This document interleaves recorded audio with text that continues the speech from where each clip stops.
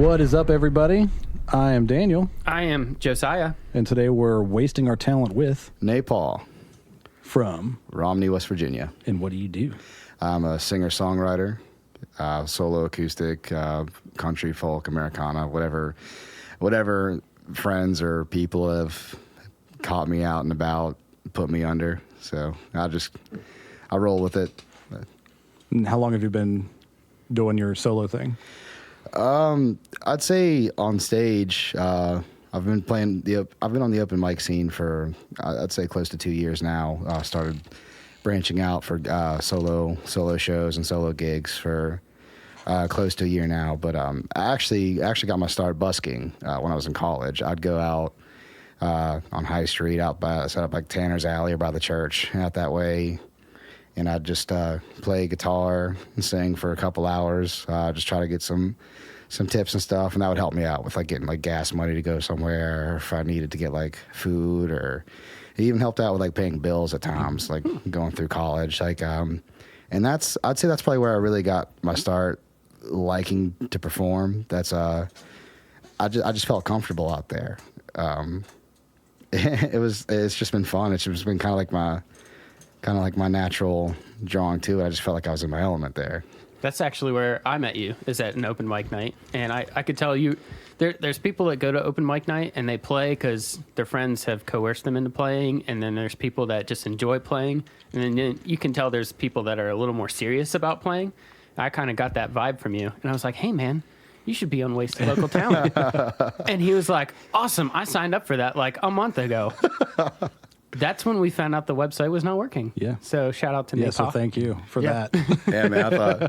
I thought y'all just didn't want me. It's like, okay, I guess I'll just try again. No. You know that's not the case. If we've had Folmsby on here twice, so yeah, we'll take anybody if we'll take Folmsby. So.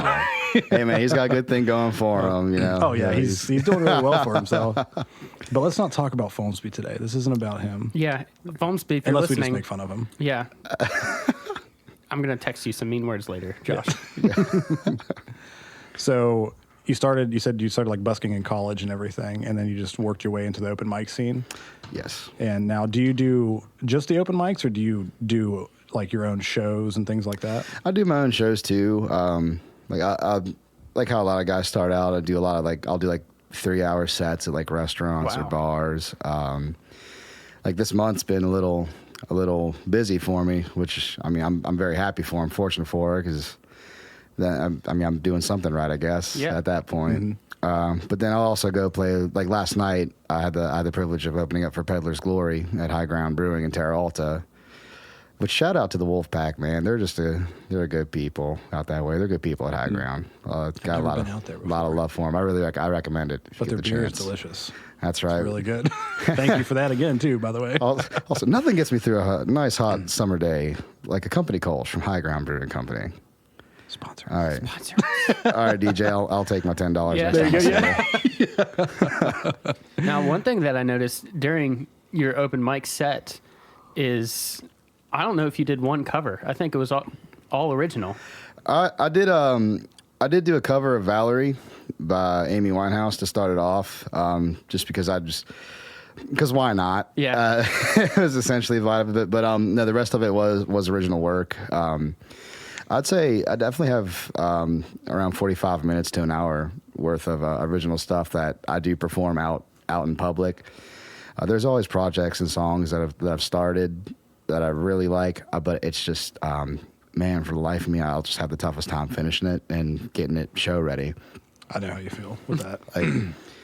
It's like I'll just hit the wall and I hit it hard, but then once the creativity starts going again, I've had times where it's taken me a year to finish a song, and then I'll maybe crank out 2 or 3 in a day. Yeah, it's just kind of like it's just whatever comes over me at that point in time. It definitely caught like my attention though, because I don't know, it was good, and I was like, hey, this is good. So I mean, I've been to I don't know how many open mic nights with people playing original content, and you're like, all right, it's time bathroom break. Or well, I personally prefer whenever if I go to an open mic night to not hear the same covers because Yeah. whenever I had my venue in Clarksburg for 2 years, we'd have an open mic night and Folmsby actually hosted it. But the people that would come in and play were always playing the same covers, like Wagon Wheel and that Right, stuff, or, yeah. some Sublime, things like that. So it's to me going to an open mic night, it's refreshing to hear original music, and to me as a musician, that's where you should really be starting to kind of go out as an acoustic artist to get your name out there because, you can be a cover band and make money and do it. But if you really want to be writing music, play more of your original stuff. Exactly. And that's why I love the open mics, because that's the time for if I just write a freshly new song, and usually that is when I'll debut a newer song is at an open mic where, I'm not getting paid.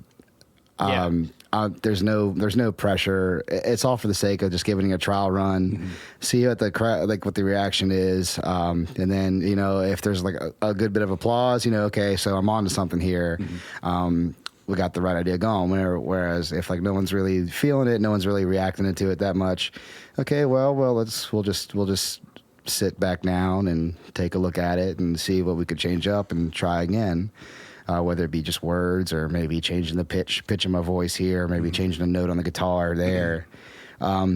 Just all part of the workshop in progress. Open mic night's a good place, like you said, to try that because half the people you're playing for are also playing open mic night. So they bring their friends, and so it's a positive community to try that stuff out in. Exactly. So with your original music, do you have any recordings out or anything like that? The most I've done recording wise is I'll have little clips on my social media accounts, or I've gotten really into the habit of where if an idea comes up, I'll get my phone out, I'll just set it down, I'll play the progression ahead, or if I have ideas for words lyrics or how a tune should go, I'll just sing into my phone for that voice memo recording, and I'll just record it that way. But other than recording videos and little clips on my phone for social media purposes, I don't really have anything that I've recorded in a studio or anything. But that's definitely the goal. So I'm definitely starting to work towards getting that squared away, because it's getting to the point where if people want to start taking me seriously as a musician, that needs to happen. Even if it's just a 3-song demo or just getting 1 or 2 songs recorded, just so I have something I can send out. And it makes it easier for booking purposes for when those venues are asking hey, is there, can you send us anything so we can hear you, just to kind of get an idea of what we're bringing in. So if anything needs to go further, studio time needs to happen. Yeah. Saying follow me on Instagram for my 10-second clip. Yeah.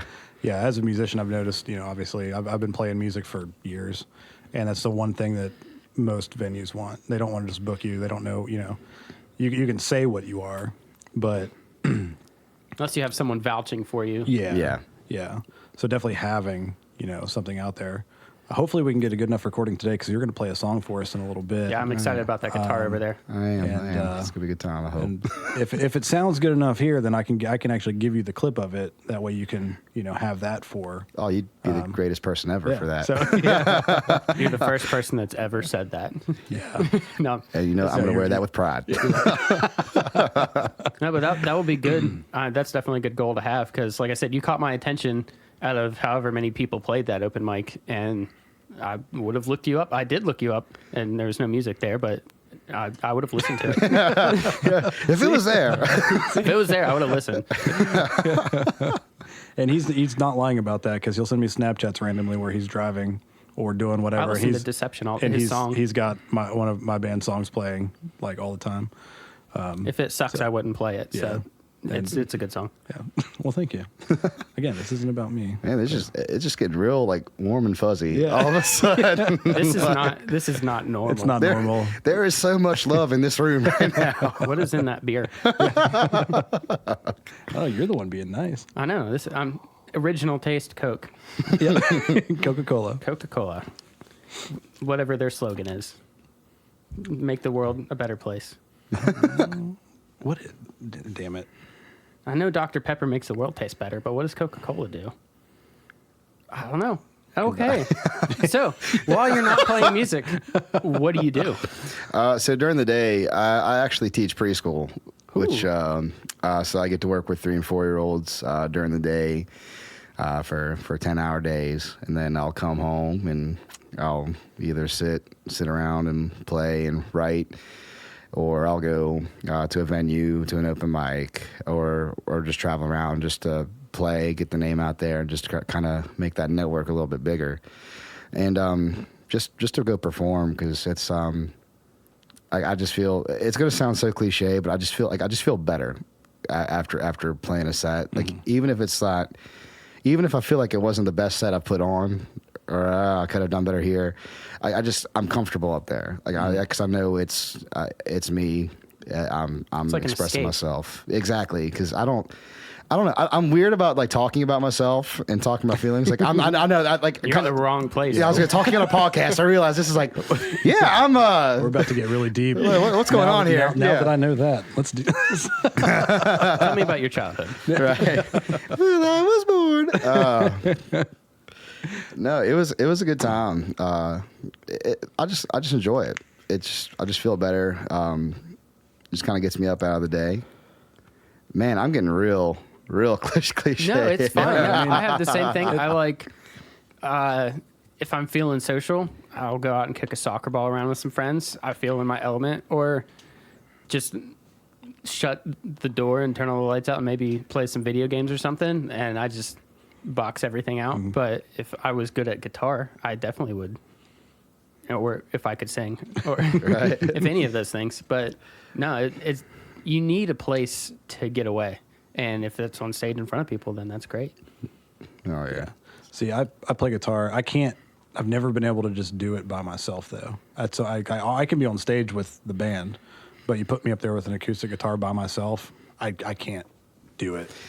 And see, I'm the other way around, man. Like I love playing with people, love performing with people. I've always been but I think it's just because I'm so used to playing by myself for so long. That's why I'm just so just more comfortable playing by myself. And then usually also when I'm playing with other people, it's like kind of spur of the moment. I try when I can. I go to the bluegrass jam nights at the Terra Cafe in Morgantown, and it is crazy how good those guys are. Like just being able to do what they do with their instruments. Like it is been playing for 50 years. Absurd. Yeah, like it's like, man, what are you doing living in Morgantown still? I feel like you need to be like moving down south eventually. But man, it's just crazy. But like I love going there still because that's going to make me better. Yeah, and as a musician. Get to shake hands, and maybe you'll be up there one day. Like. In just 50 years from now with gray hair. But yeah, it's just to get better, because if I can start to learn to keep up with them, then I know it's going to be starting to get better, and it's going to work out really well for me down the road. Mm-hmm. I never had any formal like music training growing up. I just grew up like always liked to sing. Was your typical meathead, was real big into sports growing up, played football, wrestled my whole life, but we'd go to church every Sunday and sing in the pews there. And around 17, 18 years old, started picking up a guitar and teaching myself how to play, just watching stuff on YouTube or just playing around, like just messing around. Pretty late to start with the guitar as well. It's at the time, I thought I was gonna be like your big superstar athlete, and then not a lot of people in the NFL at 5'8", unless you got Kyler Murray. I was gonna say unless you got like a breakneck like 40 or something. Yeah. Like it's kind of tough. Hey, you could play the halftime show someday. That's very true. There you go. That'd be strive for sweet. that. That's one of my goals too. Do you ever sing without the guitar? I know some people, if they play the guitar, they're scared to death not to stand behind a guitar. No, that doesn't really bother me either. Because I actually did my senior year at WVU. I did the Mountaineer Idol competition, and you had to, when your auditions, you had to sing a cappella. And I've always enjoyed a cappella. I always I'm that guy like in the car. I'll always like try to harmonize with whoever's singing on the song. Like I'm that dude where it's like I'm jamming in the car, but like I'm just like, okay, how can I make this, like how can I add to it? Yeah. Like my little spice of Nae, if you will. What's your go-to song in the car that you just like belt out? Oh man. Oh God, it's like anything. Honestly, right now it's anything Randy Travis, because that's been like a big influence on me growing up. Was Randy Travis. I've always been a big fan. I've always loved his style of music. So it's been between like Digging Up Bones or Forever and Ever Amen and Deeper Than the Holler. Sorry. So anything really Randy Travis. I always loved that old time kind of country music, especially now. Like when I was growing up in Appalachia, like growing up in Romney, I was always like, because you hear it all the time, you know, bluegrass was always a big thing. The old time country always was. So I think back then I was hearing it so much, I was just so used to it. And then I was always trying to listen to like heavy metal or like old, like rock and roll or like rap and everything. So I think because of that, I've always developed like a taste in like just music in general. But then once I moved out to Morgantown, a bigger. To me, Morgantown's always going to be a big city. Compared to anywhere else. Yeah. Compared to tiny Romney, West Virginia, Morgantown is always going to be a big city to me. Yeah. So I think once I moved out there, I started to miss that old country music, that old country style, and maybe really appreciate it more, because I'm not going to hear that as much anymore, like when I was growing up there. So, and that's what I think made a big influence on like the kind of the style I write with. Mm-hmm. So I've always just really fell in love with bluegrass over the years, and that's how I got here. There's a question I've been dying to know ever since you said you're a preschool teacher. Do you have nursery songs? Like, oh my goodness, Blues Clues? Like, what do you bring into the table? I've never written any nursery rhymes or those old children's tunes, but like I'll sometimes play some, or I'll try to. Or like I'll play some of like I've even played like my songs there, like some of my like lighter hearted songs. There's a song I have called I have a song called Pap's Cabin, and it's a lighter song. It was just about the cabin I had that my grandfather had built in the '80s along the Potomac River, like real lighthearted, real sentimental. And I'll play that, and of course, really the kids are just happy to hear music in general, so they're always just like dancing, like shaking their head, but they can't quite control the head. But it's some of them are falling down just because they're still developing their sense of balance. But it's always sweet, it's always funny. The kids are usually happy, and then it ensued. It makes me happy too. I know a lot of people like playing for kids. I know that's a good like market as well, but I know people have gone like double platinum just making songs like that. So if it doesn't work out in the bluegrass field, you can. I'm just gonna start. I'm gonna be like the next Barney. Yeah, or something. We're bringing Barney back, or just do like, because they do like, you know, like the kids bop or whatever. Yeah, or you know, stuff like that. What is it, where they take like the popular, is that what they take the popular songs and make them like kid songs? Yeah. But I've never seen like a kid's like bluegrass country before. Ooh. You might be stepping into something that what would your name be? Like, I'm thinking, what, Ranger Joe from Full House? Right. My children's bluegrass name, it'd probably be just like Pappy Paw or something, just something like. I was thinking Mr. Nae. Mr. Nae. And that's actually what I get called at school. Yeah, I'm Mr. Nae every day. Like it's like Bill Nye, the science guy. Yeah. Yikes. Now there was a guy that used to come and play at my venue called Caveman Dave, and he played like kids music, but it was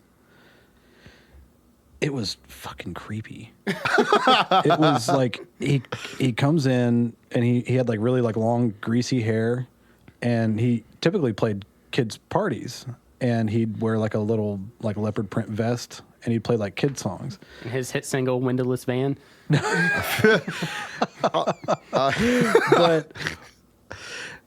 But it was like, and it wasn't just like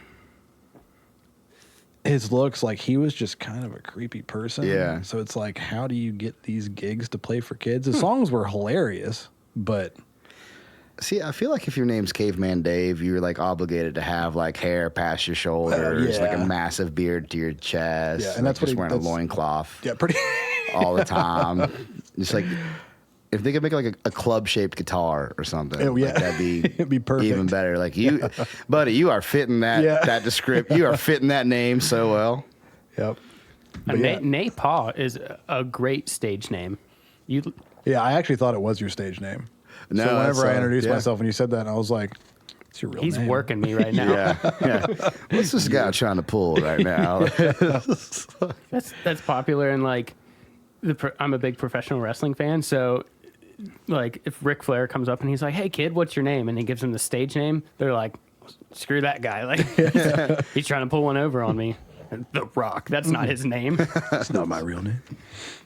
So you had mentioned that one song that you wrote that was really sentimental to you.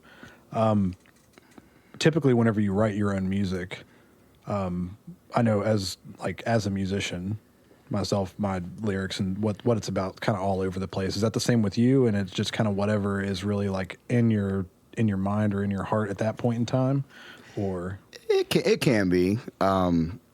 Like Pap's Cabin. I've just talked about the cabin, and that was it. It was like the lyrics weren't really all over the place, but I mean, they're still just talking about random things I remember about growing up, going to that cabin. Like the walls were like made of like this like kind of like glorified plywood is what it basically looked like. What the walls were, like the ceiling tiles in it were like just always caving in because the cabin was just so old at this point. Or like I remember always getting like sunburnt, so we were always like hot and sweating just because we were just so hot, like from the sunburns just kept us so warm all the time. But like if we didn't care, we'd still want to go back, or we'd still want to be around, or just not really like maturing, but we were growing during our time that we were there, if that makes sense. So like, you know, we were always making those memories we were all going to have together, that we're going to take with us, and like nobody else is really going to be able to experience unless you were in that exact same situation, like that exact environment, because we had that community where we were all just family. It didn't matter, you know, like there were two cabins right by ours, and you know they treated my sister and I like we were their own kids, and it was the other way around with like my dad, my grandfather, and my mom with their kids. If they ever needed anything, you know, we took care of them. If they needed somewhere to stay, they could stay with us, or if they needed advice, you know, because we were all very, very strong-willed, strong-hearted people. We were your typical like Appalachian folk where everybody worked hard for what they had. Their whole life. Nobody had a lot growing up. So they learned to appreciate those little things, really learned to appreciate that getaway, like just being outside, not, you know, and like not moving steel beams or welding on stuff all the time. And just enjoying that nice cold one at the end of the week, you know. I feel like that whole lifestyle and upbringing is being kind of lost in today's society, because I'm the same way. Like, I was always taught, I mean, there were 5 of us kids, so my parents never really had money, especially with 5 of us kids. I was always taught, like, if you want something, work for it. And then, you know, whether it was $20 to go and hang out or whatever, it's like you have to work for it. You know, nothing in this life is free. And I feel like the way society's going and the way that social media is taking over and the different popular artists and things make it, and putting it in these young people's heads that you can just take whatever you want. You don't have to work for anything. And I think it's really lost in today's society. But rant over. No, I mean, it makes sense. You're absolutely right, though. Like, it's... I know we're all about the same age. Our grandparents' generation went through the Great Depression. So something my grandpa and grandma always drilled into my head is the value of $1, and you help the people that need help. And, I mean, I might not have gone through the same situation, and you talk about tiles and stuff like that missing from Pappy's cabin, but I mean, I can remember smells from my grandparents' house, or just I don't know, going out, and they grew most of their own food, so farming corn and letting the chickens out, and just like that song would bring back a whole bunch of memories for me, even though you might not be talking about the same things that but I'll think, oh, I remember the ladybugs that used to crawl over my papa's ceiling because Oh yeah. there was millions of them, and we got rid of them one day. But no, that brings back that memory for me, and it's kind of cool. No, I'm gonna cry. No, it's okay. I'm telling you, man, the warm and fuzzies, like it's getting emotional in this room today. It is. If there's like a long pause, it's just because we're all in the corner crying together. It's okay. I don't know. The Steelers lost today. I'm out of it. I mean, I'm not at all myself. I'm probably going to start hearing In the Arms of the Angel in the background soon. Gosh.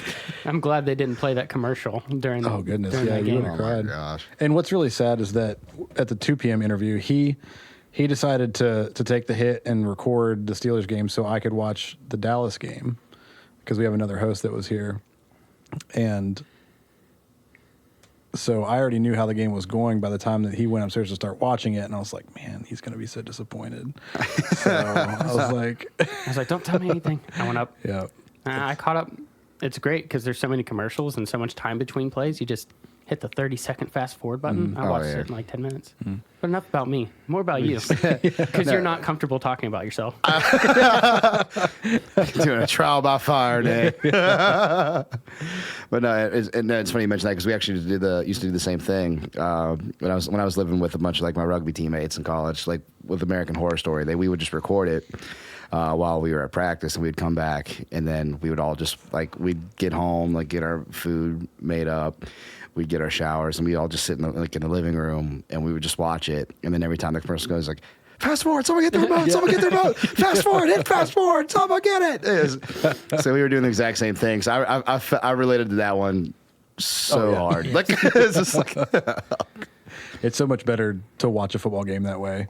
It's like if you can keep yourself from like looking at your phone or anything that's going to ruin the score for you, if you can record it and then watch it that way, it's so much nicer. You don't have to sit there and listen to the analyst go, if they throw the football and catch it, they would move the ball forward just a little bit more. If they would stop dropping the ball, they'd stop turning it over. Well, they need to either get this touchdown or make the field goal to get those points, Pat. Like, it's just like if they're going to want to win this game, they're going to have to get in the end zone. But not their own. Shit. So you said you're a Steelers fan, obviously. Now, is that because...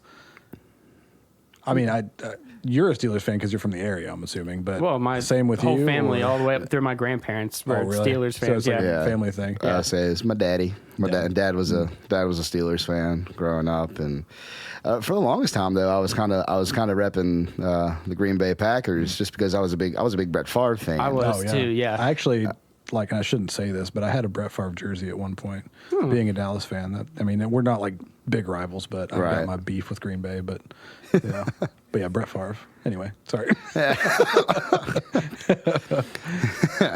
But no, I was kind of big into the Packers when I was younger, just because of Brett Favre.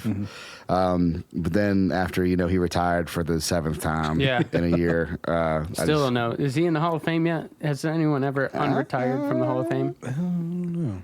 I don't keep up. But and so once after the 7th time, I was just like, what, I think I'm just going to go ahead and start going back to my roots here, just rooting on the Steelers. And it's right around the time they won that Super Bowl. I guess I'll jump on that. No. Yeah, it's like, yep, there it is. Yep, time to hop that wagon again. Steelers fan my whole life.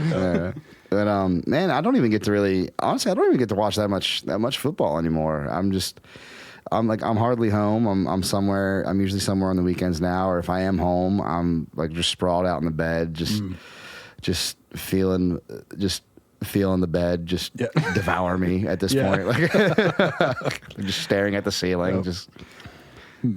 It's weird because you both in your families loving the Steelers.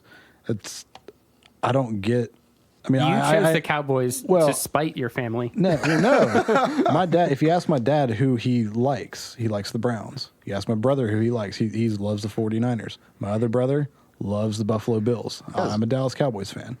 And I think, other than my dad, I think that whole, the reason that we all like the teams that we do is because in the early 90s growing up, the three great teams, Dallas Cowboys, Buffalo Bills, and the 49ers, and I think we were all just like, I'm going to like this team because They're good. they're good, but you can't like my team, so you have to pick another team. I think that's kind of how it went. It's kind of like the equivalent of like a big chore chart. Like, all right, you get this team and you get that one, but now on this day you have to cheer for this one. Yeah. And I don't care what you say, you're rooting for this team. Yeah. Like, it's like, Yeah, and we actually all now root for each other's teams. Like I obviously want to, they have no effect on us unless they're playing each other. Then I'm like, I root against all of your teams. yeah. But yeah, that's just weird. Like, and I mean, we grew up around Buffalo too, like about a couple hours north of Buffalo, until I was 10, 11. So I think that's the reason my older brother really liked Buffalo. But yeah. Anyway, football, sports. lots of football talk. Go team. Sports team, yeah. Sports team, yeah. Yeah. Do you have any sports themed songs? No, I no, but that's always an idea. Yeah. I can get the Like a Sunday night football kind of song? No. there you go. I'm just like what Hank Williams used to do for was it Monday Night Football or Sunday Night Football? I think it was. I don't remember. I think it was. I think Faith Hill or Carrie Underwood does. I've been I waiting think, all I think he day used to for do. Sunday I think he used to do the Monday night football. It was one of the two though. Yeah. I remember this. So they actually played it last week. Like they showed like an old watch games on mute. Yeah, well, they show. I think they showed like the old commercial with him in it, and I forget if it was Monday night. I think it was Monday night because they had two games on last week, and I think they showed it during one of those games, but I could be wrong. But who knows? It's gonna be along one of those lines. Be doing one of those deals. It's definitely an idea. Like because I grew up in a hardcore like wrestling family growing up, so like I've always had these ideas of like just like wrestling with demons, like along those kind of lines. And I've written like poetry based off of my time as a wrestler, like when I was in college for my poetry classes for part of my degree. But I've never really taken the time to apply sports to my music, just because usually when I'm writing a solid like 98% of the stuff I write, it's all like just stuff like off of life events or like my thoughts on things or just kind of, it's really personal because that's my way of talking about myself or expressing myself. And so I've never really had the idea to just go to sports, but that's always an idea. I was just wondering because you said you played sports for most of your life, and you don't even have to talk about like, what's that country song that? Probably Boys of Fall. I know there's whatever the 49ers backup. He like his brother has a song about Tennessee, the college Tennessee beating somebody. And then, like, it's really just a song about, like, if Tennessee can beat, like, Alabama or whoever they were playing, then I can change for you. Kind of like one of those. I'm going to have to look up that. Awesome. That's amazing. Like, yeah. But that's a really it's just good. like his text conversation, like, trying to text this girl, like, anyway. That's pretty funny. But yeah. no, you could write. I mean, you learn a lot of things playing sports, just about life. So I wondered if you applied any of that.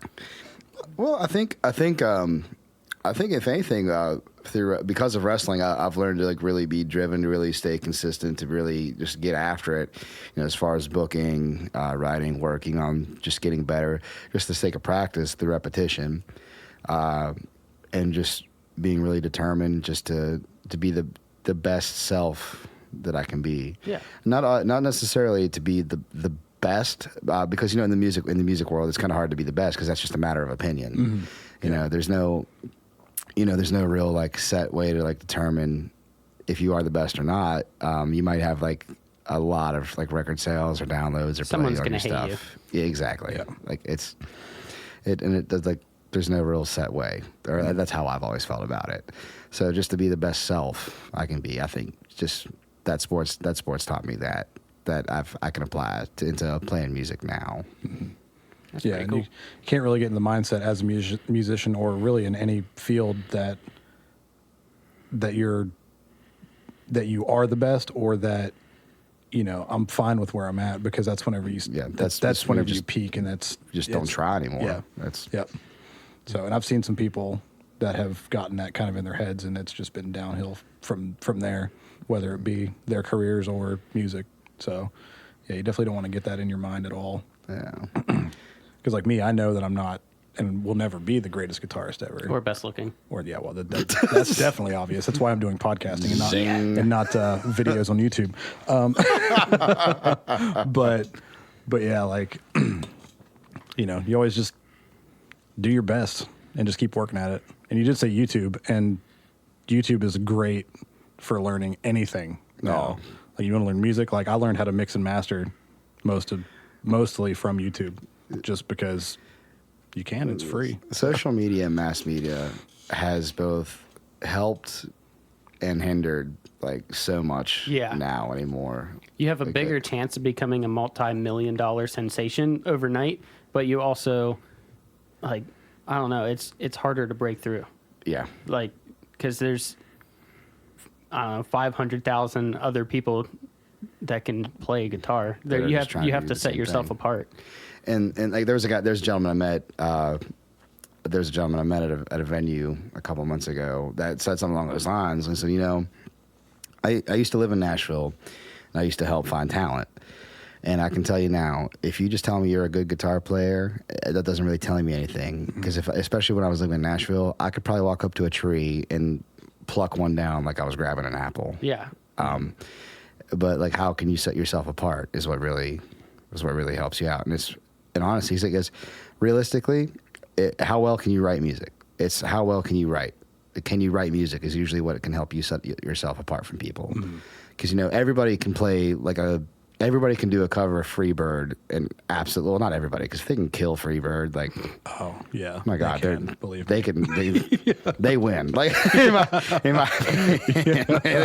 they win. Like they got it. But it's like, how well can you express your sound, and how well can you write? How well can you write, or if you can even write, period? Because that you've already got an advantage over so much, just because you're capable of it, just being able to do it alone. I don't know where I heard the story, but I know someone was doing like they were guesting on a song. I don't know what they were playing or vocals or whatever, but they went in and it was like an iconic song with a very good guitarist. And they're like, oh, is he going to be here today? And the sound tech was like, oh no, I'm going to play his part. And that's when he thought, like, to himself, he's like, wow, literally everyone in Nashville is so talented. Like, I have to do something or I'm not going to make it. That's why I've known a few people that have been like, hey, we're getting pretty popular here. We're going to go to Nashville. And within a year, they're back. Yeah. It's because you're just a drop in the pool down there. And, it's a mistake a lot of people make. Yeah. Because, if you're popular in your area. Yeah. You can grow a fan base. Yeah. You got to think. And down there, it's the music capital of the freaking world. Come on, like you can't go down there. You can't go to LA and just be a pretty person and get an acting gig. Yeah. How many people go out to same thing as like how many people go out to LA with an acting degree or whatever and don't ever waiting tables and will never act. It's the same way. And Randy Travis, I started reading his book a while like 2 weeks ago, I'd say. He was actually a cook at a restaurant and like music hall down in Nashville. So it goes back to what you were saying. Like everybody, like literally anybody down there is just so talented. Like everybody's just so sweet. Yeah. It's just like even like the cooks in the back of the kitchen like could probably make you bawl your eyes out with one or two songs. Like, and I think down there it'd be easier as like a solo act, because you take a full band down there, and even if there's one person in that band that's subpar, that even if you had a chance as a full band, that could be the reasoning for why you're not being picked up or anything. But I feel like as a solo artist, it'd be easier because it's you and this is what you're doing, and you can do that and meet people and not have to worry about your full band and if everybody's on the same page. It's definitely has had its advantages. I've noticed, but then it's also been kind of a struggle for me as well, because there are places that won't take me just because I'm by myself. Yeah. Because I went to an open mic I went to an open mic here in Fairmont and played for a little bit, and the owner really enjoyed the set, and he even told me, he's like, I'd love to book you, but I just can't because you're by yourself. If you don't have a full band, I just can't book you because we charge at the door, and a lot of people are going to be pretty upset if they paid $5 just for one guy. Yeah. And so that moments like that, it can make it tough, but at the same time, for the purpose of booking, it's made it easier just because I'm by myself. I have my own sound equipment. Mm-hmm. It's just a matter of what day or what weekend I'm free. Yeah. So it's been helpful and it's been hurtful at the same time. I mean, me personally, like I'd rather, and I'll go to shows and stuff, but like I'd rather pay $5 to go. Like if I'm just going to go to a bar and there's live music, I'd rather pay $5 to get into a bar where it's like an acoustic act or like a really like mellow style, as opposed to going to a show, paying $5 and it's just metal. It's like I would much rather, or just being like in a small, because a lot of people. And not to call out Folmsby, but he's gotten better at it because I saw him a few months ago. But he used to be so loud, no matter where he played, and it was awful to like in a small space. You can't talk to the people you're there with. Yeah. Like I'd watched him at Kelly's before with his full band, and like that place isn't big anyway, but that room it was just almost painful to be in there because of how loud it was. And I saw him at Brickside this past summer, and it was like we were maybe 50 feet away from the stage, and it was me and my brother, and we could sit there and talk just like we're talking right now, but you could still hear the music, you could hear everything, and but yeah, I'd rather pay $5 to do that, or even just an acoustic, than go somewhere where it's just overbearingly loud, because at the end of the day, I'm just worn out. Plus, I'm old, so that too. I'm getting there. I feel it. I feel that one. But no, it's I've gotten to the point where like I have to be asked to turn up. Like, oh really? Like, not like just like turn up, like just turn down. But it's like, hey man, like you can turn your speakers up a little bit. It's like. Because I that's the right thing where it's like I get worried I get too loud. Mm-hmm. It's because I kind of and not I don't want to, like, I kind of have to brag on myself in a matter of like just to sell myself, but I always try to be as humble as possible, as humble as I can, because I don't want to be a douche. Like I just have like that fear of just being a douche. Like I don't want to like be like, wow, right back around to Folmsby again. Yeah. What the hell? We said not to talk about him. Just taking shots. Like it's just like, it's because Folmsby, you told me that you wanted to come in for this interview and you didn't answer me. So you can't defend it's yourself. Your fault. But I going back to, like, I have a strong voice. You do. I know I can project really well. There are some songs where like I have to make sure I back my head away from the like that. Yep. Like I have to like back my head away from the microphone just so I'm not like busting an eardrum. And that's just being a good musician. Like you honestly, can control your levels. It's like mic etiquette is so important, and Folmsby does it too, where whenever he gets loud, he'll pull away from the microphone too. And I've noticed it with a lot of musicians. It's like it's a smart thing to do, because like then at that point it's just like, why is he screaming? Like why is he mad? No, that's something that did jump out to me as well, is because like I said, at open mic night, some people are kind of shy. They're not like they'll like sing like this, like, okay, I have a song, and I hope you guys don't hate it. No, but you like got up there and owned it, and you weren't shying away from hitting any of the notes or anything like that. So that stood out to me. I enjoyed that. But here next to you in person, you're kind of shy. Like you're a completely different person on stage, which is fine. Like you said, that's your spot, is up there on stage. And then a lot of musicians are like that, where they're just in their element. They're rocking. They don't even see the audience. I mean, they're talking to the audience, but as soon as they get off stage and it's time to like meet people, they're like, "Oh shucks, like you guys liked that?" Yeah. Like, "Oh man." There's some famous musicians that are like that, like Brandon Urie from Panic at the Disco. He has such bad social anxiety that it's hard for him to like talk to fans because I just saw George NF Jones in is like that concert. too. yeah, Yeah, I just saw NF in concert, and he doesn't do artist signings. He doesn't do public interviews or anything because he's just so, like, it's hard for him to even get out on stage and then straight to his bus. Yep. He doesn't want to talk to people, and I mean that's fine. I understand that. Like, I'm similar. I'm not quite to that extreme, but this is miserable for me right now.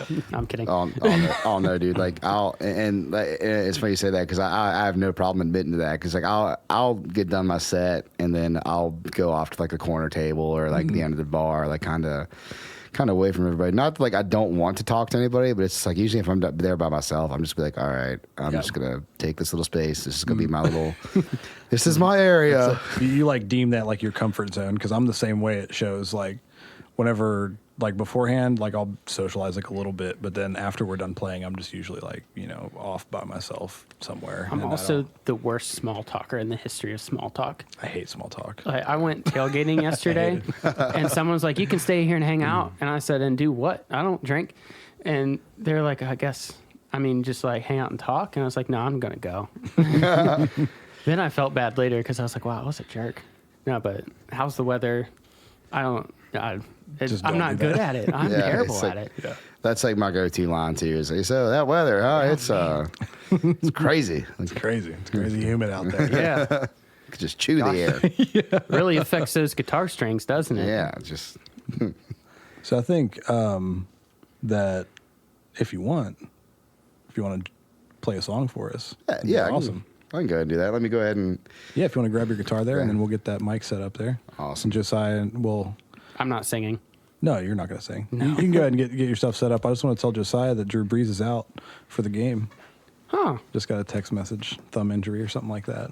Oh. Keep it like a little bit interesting while he's getting It's probably like there. a thumbs down. It's okay because I don't have Drew Brees on my team, and I have Alvin Kamara. So that's good for you. That means Taysom Hill and Alvin Kamara are going to run the wishbone offense, like read option. I mean, they've got one of the best backups in the league. So if you've listened to honestly, our other podcast, which is the same podcast, it's on this channel. It is on it's this just channel. About fantasy football. Yeah. If you tune into last Tuesday's episode, you'll hear the results from what we're talking about right now. Yeah. Interesting. Because that one's that's like Inception, Alex Lilly. Yeah, because this episode's going to be out next Thursday. Oh, nice. Yeah, so actually, I'm gonna.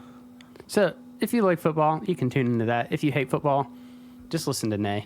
People have absolutely loved Really? it. Yeah, That's until Roger comes on this week. yeah. They're gonna hate that.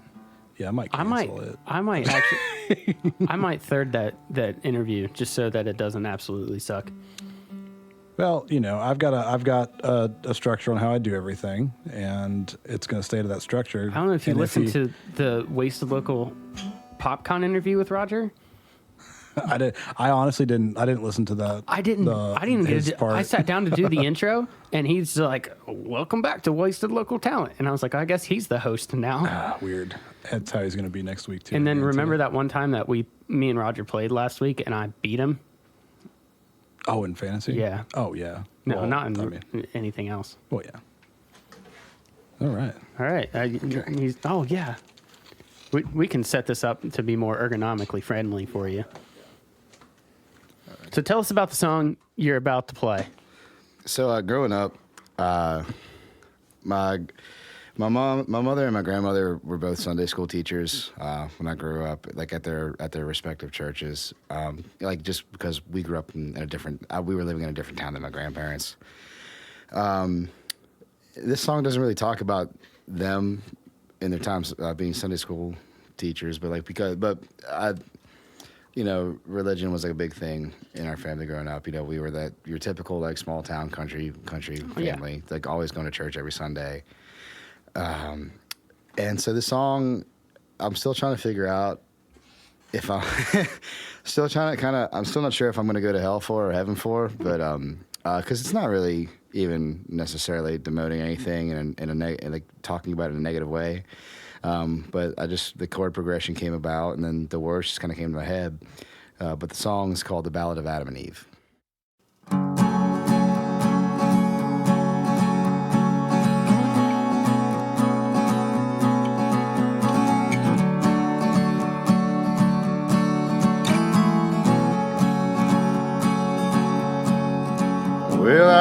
about that garden when that snake came round.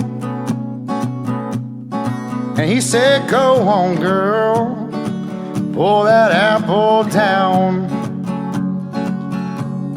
Gone and sink your teeth, ain't no one around. And don't you worry about a thing, 'cause no one will find out.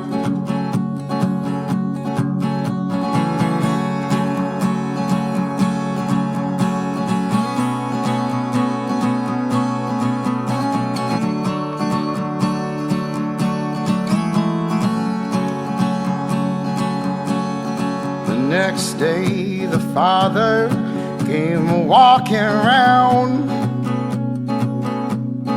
and he spied those cords laying all across the ground. And he asked the son, what was this about? And he said, I guess it's what I get for pulling your rib out.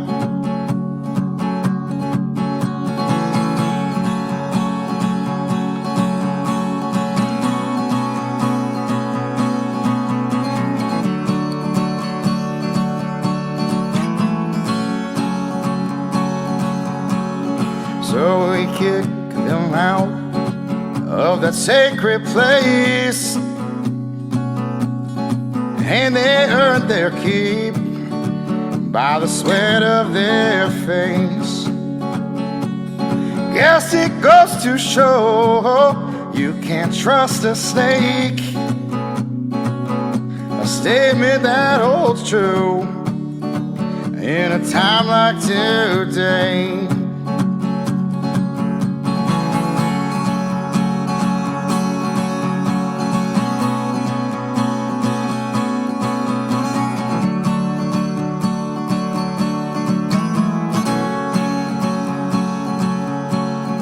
I've seen hammer and nails keep a good man down while they paraded him in a thorn-made crown. And they say, where's your king? Push and shove around. But little did they know he'd get worldwide renowned. Oh!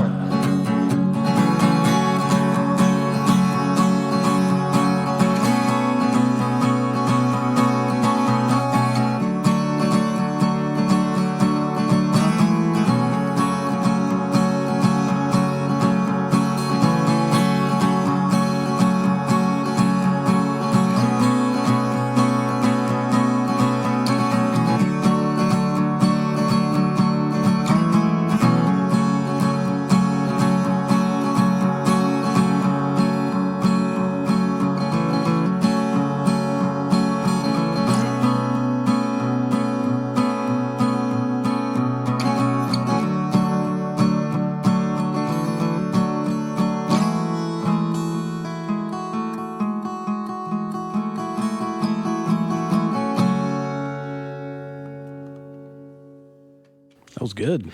That was really good. Thank you. All right, now you can go off into your corner and sit Yeah, away from us. I'm gonna grab my beer. I'm gonna sit at the end of the room, and I'm just gonna kind of watch everything. Just watch everything happen now. Yeah, just observe. So we do have a few more minutes. So you said that song was about because your mom and your grandma were Sunday school teachers. No, I mean, not so much, but I mean, like I'd say that's probably a good reason where the idea came from. Like just the thought of talking about like Adam and Eve, or Christ being crucified, and just kind of beat down and all that. But for them to find out, he's going to be something real big. Yeah. Even though they didn't really quite see it happening. But I'd say with them, like growing up with like a religious like mother and grandmother, that definitely helped, I'd say. And honestly, like the thought to talk about like the Adam and Eve and everything, that idea just came to me whilst I whilst I was like playing those chords, and it just felt like the right direction to take that. Mm-hmm. And A lot of famous musicians get their start in church. That's when they realize, this music's kind of fun. I mean, you can think anyone from 21 Pilots to Justin Bieber, to Selena Gomez, like Carrie Underwood. They all started singing in church, and they all have that background, and then they were good enough to make it. So, no, it's kind of cool to see you have that same base. Yeah, it's definitely where I got the start, because that's kind of where I just started singing.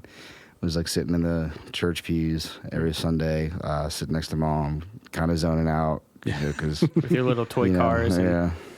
I've been there. So I'll like zone out, look down. I'm like playing with the communion cup. Yeah. And you're filling out the program with the golf pencil. Yeah. You only find them in church Yeah. or on the golf course. Listen, man, I drew a pretty sweet race car one time. And man, my mom threw that away. I was so upset because I put so much time into that. Like, it's just. I think all three of us then were raised in church. So I know Josiah and I went to the same Christian school over in Bridgeport, Yes, Heritage Christian. we did. So that's where our families met anyway. I don't think I hung out with you at all back then, but that's where we met. No, my parents actually told me to stay away from people like you. She's No. a smart lady. Rightfully so. Yep. It's like I was in Michael's grade, so Yeah. yeah, back in the day. oh, man, Enough about us. Now, good. we just we had one high school in the whole county, but that we were made up of just so many towns. We were just so spread out. Everybody went to Hampshire County High School. Didn't matter if you lived in Romney, Capenbridge, Slainsville, Bloomery, not Paugh. Everybody knows everybody. Yeah, everybody knows everybody. And Paugh isn't Nae Paugh? Yeah. But so everybody says, "How's your mama? How's your daddy? If you got in What's trouble, your sister up everybody to?" knew about that. Yeah. Yikes. You hear what Nae Paugh did last weekend?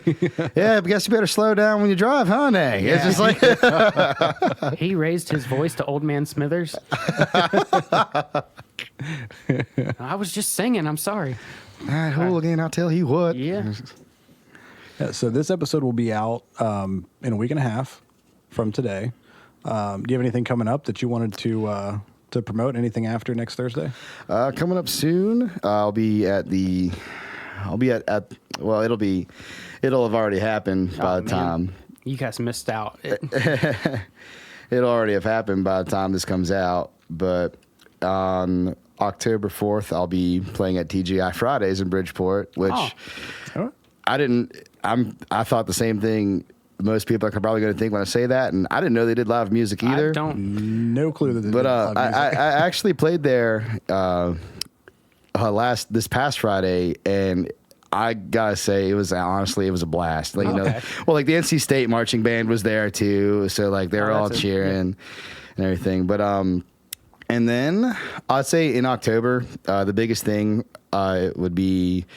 The 18th, I will be opening up for Charles Wesley Godwin in Terra Alta at I've been trying to get him on the at show. Tell him to High call Ground me. Brewing Company. I'll try. No, that man drives so far. I used to work for a place that changes oil, and he'd come in like every 3 days with 5,000 miles on his car just because of how much he traveled. Oh, it's absurd. Like, I've ran into him a couple times, like just at gas stations and stuff. Because I'd be going down to Huntington to go play, and he'd be going to Philadelphia or somewhere like crazy. And like we're both supposed to go on at the same time, and I was just like, Charles, I don't know if you're gonna make this one. But he did. He got there on time. He said he had to fly a little bit, but he got there. He got there. You got to do what you got to make towns. That's what you got to do. That's right. And then October 21st, I will be at the Morgantown Sound. I'll be featured for the Morgantown Sound at the Gluck Theater in Morgantown, West Virginia at the Mountain Lair. So that's going to be, and that one's free. So yeah, check it out. It'll be pretty sweet. Various it's gonna be a good other old time. open mic nights, possibly. You have a Facebook page, don't you? I do. I am active on social media. I actually just posted about playing at High Ground with Peddler's Glory last night, or this like before I came here. I'll be yeah, I'll be all over the open mic scene most likely. But Facebook under Nae Paugh Official. It's NaePaugh, and I'm assuming you can spell official. You don't know our audience. Yeah. And then Instagram is Nae Paugh Music. If you type in Nae Paugh Music on any of the social media platforms, it should pull up for you. But yeah, feel free to check it out. Give it a follow. Let me holler, and we'll have a great time from there on out. All right. Well, we appreciate you coming down. Sorry again about the email situation. Yeah, we weren't ignoring you, promise. No, it's fine. It's fine. I'm fine. He's going to write a song about it. Wasted local talent. Can't check their emails. For shit. It's perfect. Yeah, but thank you guys for having me down, Thank man. you for your time. This has been a blast. It's been great. Yeah, no problem. Thank you. Really enjoyed it. Cuts